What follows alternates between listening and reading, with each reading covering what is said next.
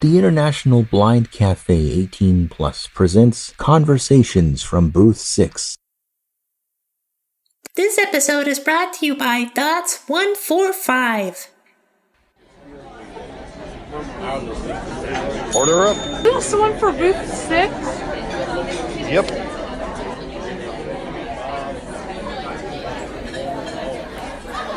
We'd like to thank you all for joining us here again in Booth 6 at the International Blind Cafe. Last time, our discussion turned to the lone wolves, blind men who, for the time being, on a solo journey, living life under their own means. But this week, we're going to turn our attention to the men who have tied the knot. Yes, of course, blind men who are sharing their blind life with a spouse. Jason, you speak with a lot of people in the blind community, and I'm sure maybe a lot of people would be interested to know just how common do you come across blind men who are actually married? Actually, yeah, that's a good question, and welcome back to Booth 6, everyone. When we're talking with the blind community, and we're talking to the guys especially, the ratio of married to single or dating is pretty vast. I would say that of the group, especially in the cafe, I think we only have a handful of confirmed married guys, and in another couple other groups that I'm involved with, the ratio is still pretty low to the guys that are out there single. But tonight we're blessed to have three of those married guys in here. So how about you, Ken? You've been married once or twice before. Describe life living as a blind man with a spouse. Well, thanks for having me back. I would say that it's just like any other marriage. We've got our ups and downs and our good times and bad, but there are little intricacies that I take for granted now. But like my wife, when we go somewhere, she's always telling me to watch out for a curb, or don't walk into this post, or look out for the door. I mean, she's very concerned, and I tell her, goodness sakes, I'm good, I'm okay. As soon as she doesn't say something she feels like, that's when I'll do it, and she'll feel guilty about it. On the flip side, in the house, one of the worst things that happens, we've been married 36 years. She will put something down, but not where I had it. She'll put it down a foot away, another room away, maybe even a few inches away, and I can't find something. And then she gets mad because I couldn't do it. She'll say, "Can you get this?" And I'll say, "Sure." I'll go, "I can't find it." "Well, it was right where you left it." "No, it's right where you left it." And that's the jux of our own issues. But other than that, we have no problem. The main issues that we have are like most men have. They're tricky trap questions like, are these earrings, do they look good on me? I can't see the earrings. And I ask her, who dressed you for 40 years before we got married? Does this dress or these slacks, do they make me look fat? I'm not touching that one. Other than that, everything seems to be normal. I mean, we have a few things that are different from the average household. I use large screen TVs. I use ovens that have dials up front instead of in the back. I use things that are accessible for me, but other than that, I don't see any difference. And how about you, Scout? I know you've been married for quite a few years, and how do you get along as a married guy? Well, I get along, that's it. No, I've been married for almost 25 years, and I'm married to a wonderful sighted lady who is very accepting of who I am and has been since she met me. And I know that that's not always the case, that when some people face sight loss later in life, it's sometimes that transition is too challenging and their spouse is not able to cope with it and continue that journey with them. And those challenges of becoming blind is too great. And unfortunately, the relationship and the partnership breaks down. So I feel very fortunate that my wife has been very accepting, and I had considerably more sight ability when we were newlyweds, and over time, obviously, my eyesight has gotten worse and worse. And as time has gone on, I've wound up relying on her more and more. And it's a double-edged sword, really, because on one hand, it's so easy to do that. Just like I echo what Ken had said, that my wife too, watch a step, there's a step here. It will direct me when I'm in an unfamiliar location. And I'm going to qualify that by saying I should be having my white cane at all times, and my wife should be secondary to, with being sighted guide to me. So that really falls on my shoulders. But more importantly, I know that her accepting my blindness even early on, and realizing and trying to understand early on that it's going to get worse, and being willing to accept that challenge early on when we were young, and still continue on today, I know that my blindness also affects her. So my word of grace is grateful. I'm very grateful for the good things that she does for me. That's awesome. So, Tremaine, I know you're unique to these two. These two gentlemen have sighted spouses. I know your wife is partially sighted. So, do you see a difference in a relationship with a sighted spouse versus one that has partial or low vision? Jason, my man. It's a little bit different, but it's just my wife has low vision. She has glaucoma. She was born with glaucoma, so she's grown used to making changes or adapting with devices. But versus when I dated someone that was sighted before I was married, it's a little bit more reliability that you put on that person. I still put some type of reliability on my wife now as well, because when we're out, you know what I'm saying, the like how the saying goes, a person with one eye leads to blind. Well, she's the one eye, so she leads to blind, and we pretty much get along that way. We have a system of things set up in the house where she tries to put everything back where she gets it from, but it doesn't work. So I just grew used to it. It's just been a little bit more challenging just because you both are visually impaired, so someone has to be the leader, and it kind of demands you a little bit when your wife has to be that leader, but it's still, it is what it is. I was going to say, before we go further, I think it says a lot for Scout and myself to have ladies in our lives that are willing to, take the extra effort and realize that things aren't going to be good all the way down the road. And I know in my case, if I need something, my wife sees to it that I get it, whether it's assistive technology or medications or anything. Oh, that's actually a very valid point. I was married before I ever went blind. I was separated and divorced probably close to 6 or 7 years before I ever went blind. So I was in the traditional marriage where there was the kind of the male roles and the female roles to a certain point, as much as I don't have any qualms with housekeeping or any of that stuff. So that's a man's job crap, or it's a woman's job.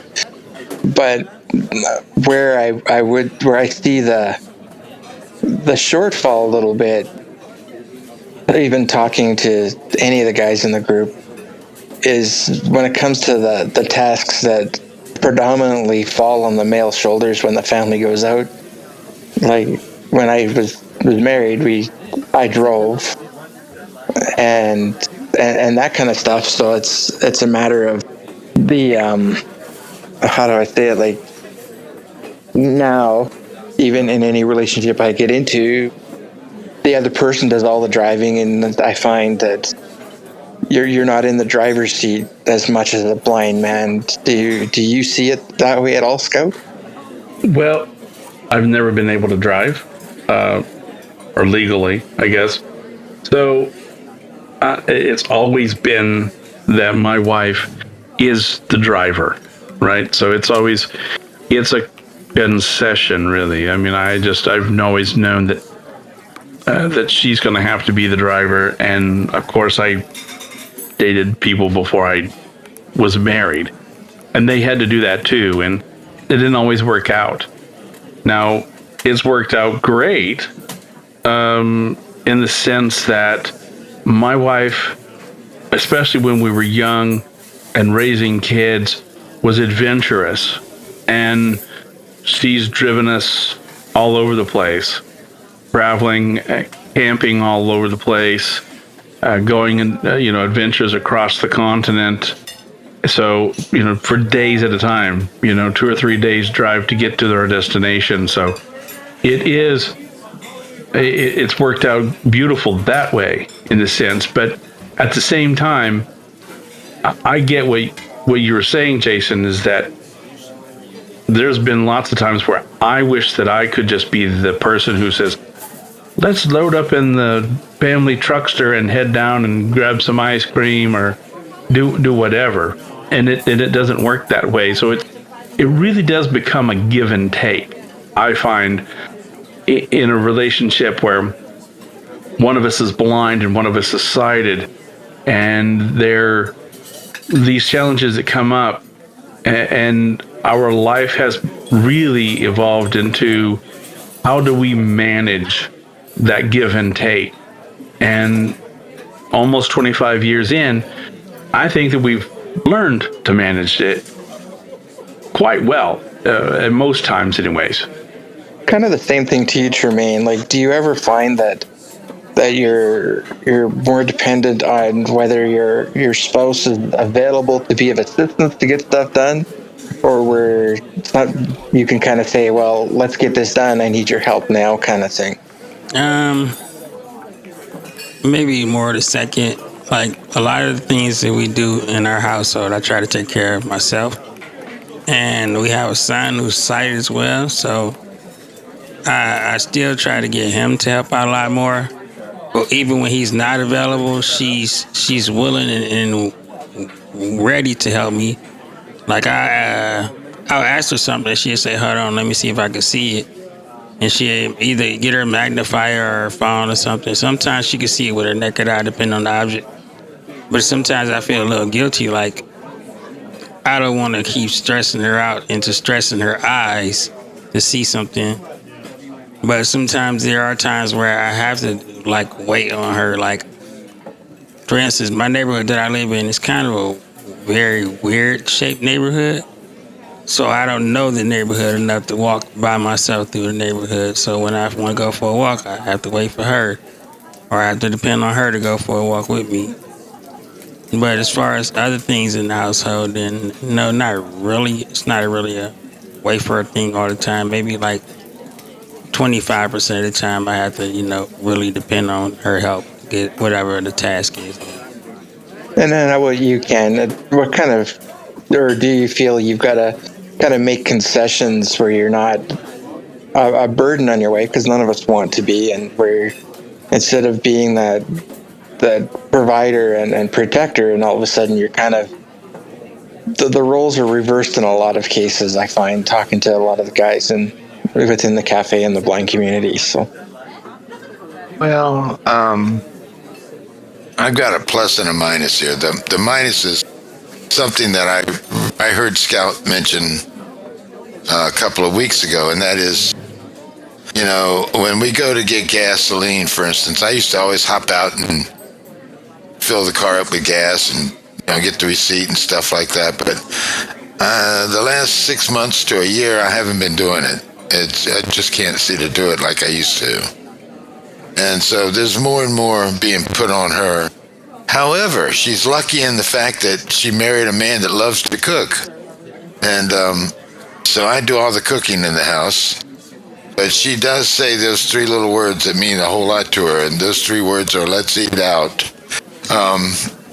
Which sometimes I wonder if it's because of my cooking, which I doubt that very seriously. We have roles that are sort of reversed. I cook. She cleans around the house and stuff, and I take care of some things, like I'll do the dishes, I'll vacuum. I may go over the same spot 50 times, but I'm vacuuming, and she appreciates that. She does the laundry and folds the clothes and separates everything, because I have trouble doing that. But overall, I think we have a good working relationship, and we have a good relationship. Period. She laughs at my jokes, which are really corny, and I watch the TV shows that I can't stand, but she loves. So we sort of share alike, and it's worked for us. I mean, this is my second marriage, and I realized that before I remarried, I would have to change a lot about me, because it takes more than one person to have a failure. I mean, my first marriage was both of us. But this one's a keeper, and she's great. She holds me above all else, and I don't know how she does it, because personally, after 36 years, I can't stand me, but she seems to keep coming back. So I hear a lot. Do you guys, the relationship between you and all your wives is pretty cooperative and copacetic. So I think it sounds like the blindness has kind of caused the symbiosis between in the couple's dynamic.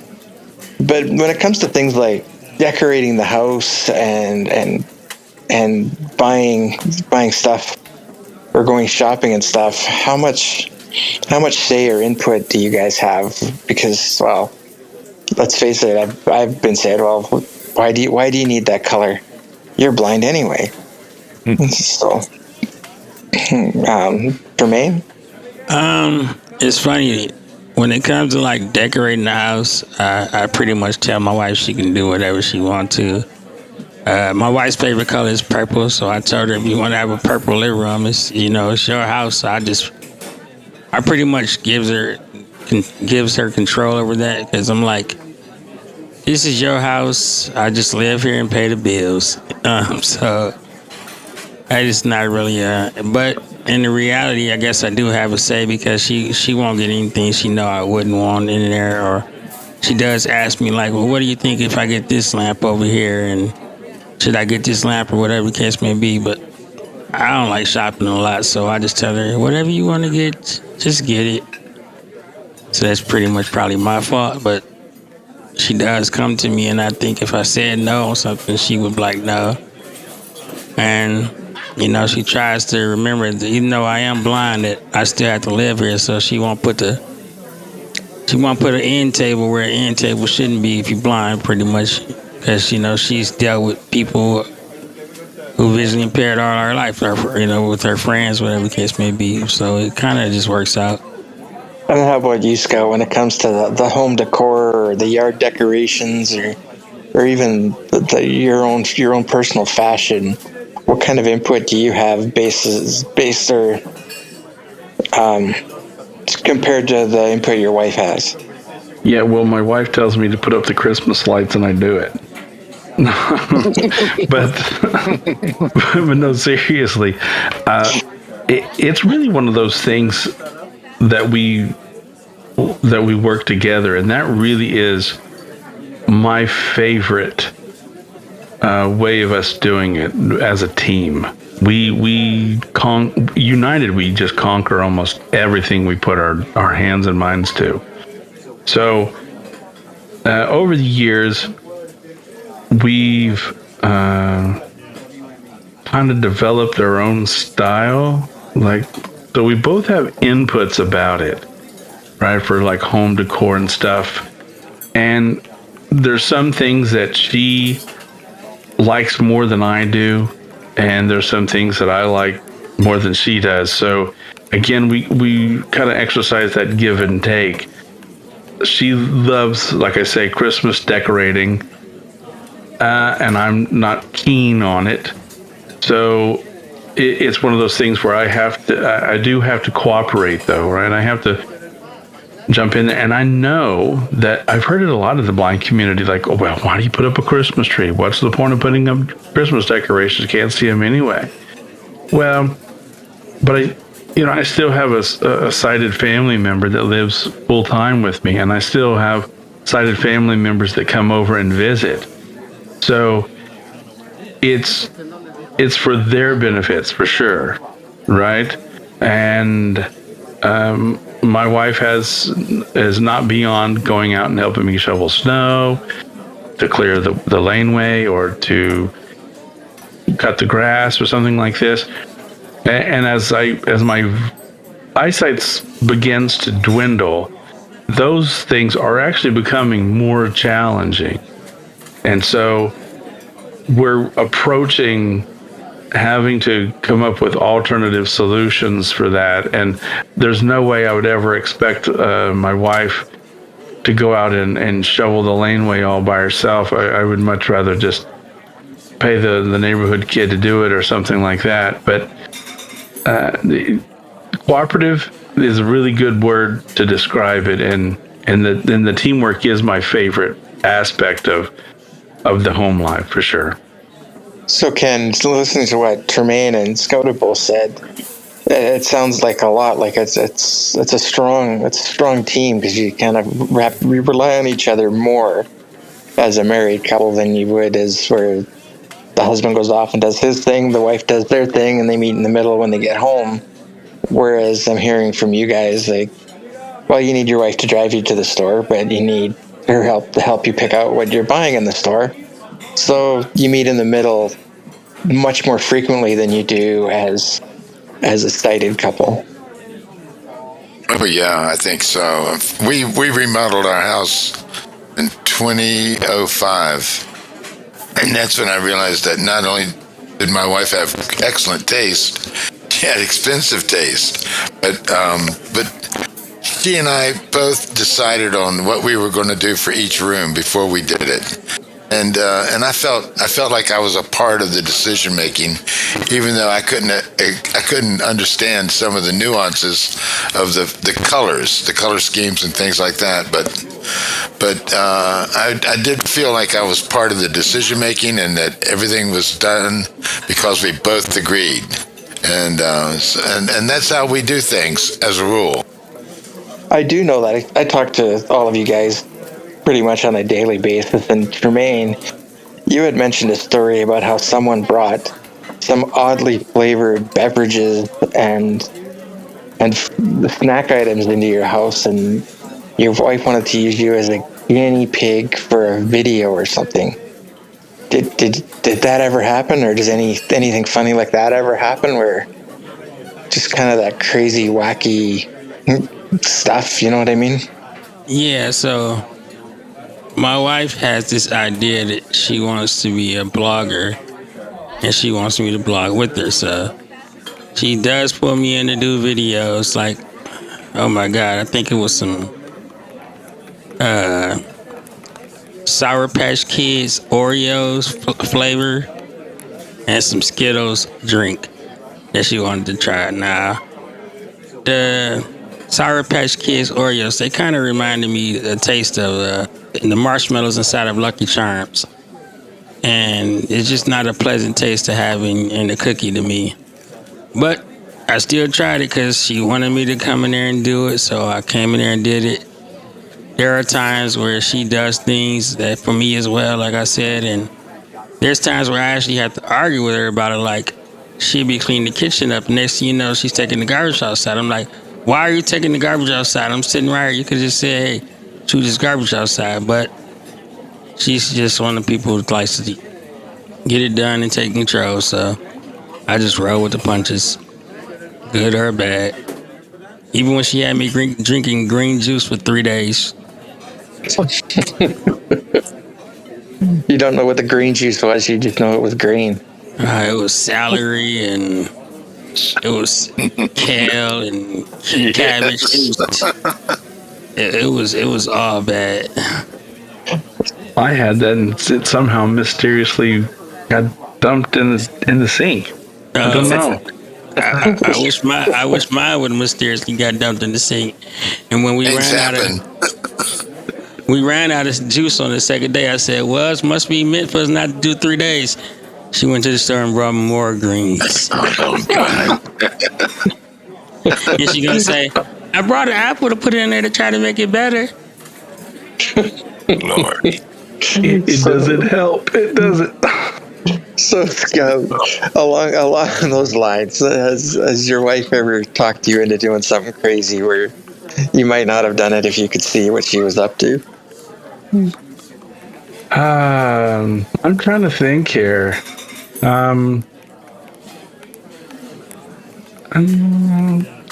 don't know that. Well, probably I mean, it's not really crazy, but my wife used to play softball in a town league, and it was like a work league, all these businesses and whatever. And for whatever reason, I was asked to be the scorekeeper, to keep track of the runs and the outs and all that stuff. And so I did that for a little while, and I was just like, man, I don't know if that I'm the right person for this job. You know what I mean? But that's probably one of the craziest things. Well, and probably the wildest thing is that I'm my wife's navigator.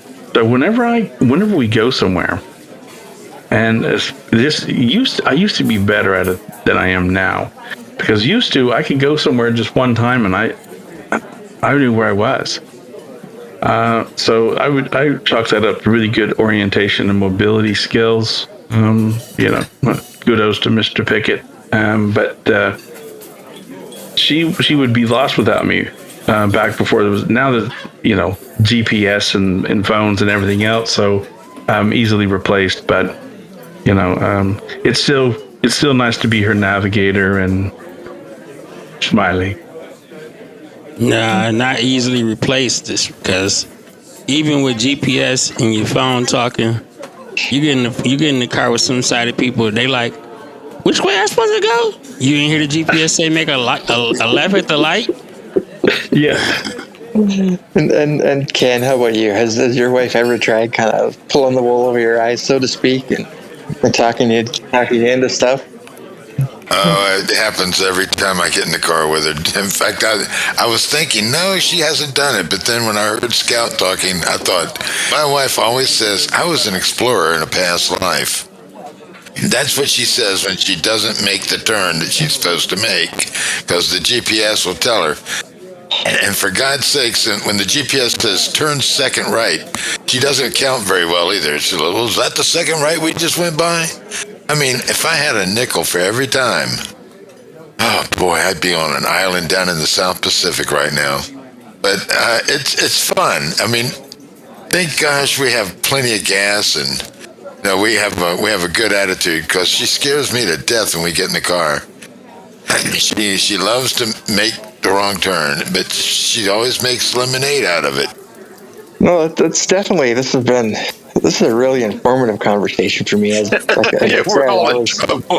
I was married before when I was sighted, and you guys seem to make it like guys. The sighted women or women should seek out blind husbands is where we're much more. It's a much more cooperative system, and you guys seem to have very wonderful wives, and I've spoken to all of you in other conversations, and that's why I'm very, very happy that you came into the booth today, because you do have wonderful wives, and you guys talk nice about them all the time. And I would add one thing that it's kind of funny, actually, that my wife and I do this bit, and when we're around, mixed company and whatever, dinner party and whatever, it's because my site always comes up in some form or way, right?